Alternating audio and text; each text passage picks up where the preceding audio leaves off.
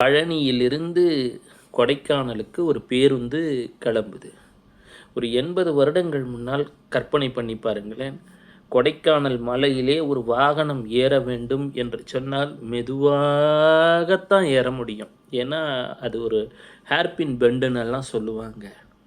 பன்றிமலை சுவாமிகள் ஒரு இளைஞராக அமர்ந்து கொண்டிருக்கிறார். அவர் அருகினிலே ஒரு முதியவர் பேசிக்கிட்டே வராங்க.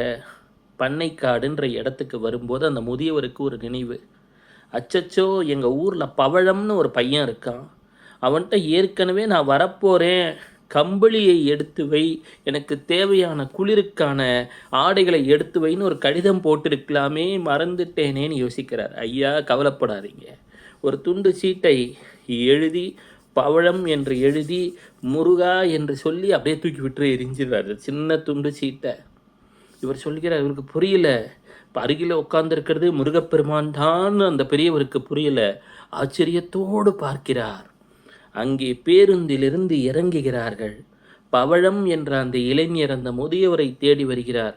ஐயா, நீங்கள் எனக்கு கொடுத்ததா ஒரு துண்டு சீட்டு வந்தது, நான் உங்களுக்கான கம்பளி ஆடைகளை எடுத்து வைத்திருக்கிறேன், வாருங்கள் எங்கள் ஊருக்குன்னு அழைக்கிறார். ஆச்சரியம். ஆமாம், உங்களுக்கும் ஒரு ஆச்சரியம் இனி காத்திருக்கிறது.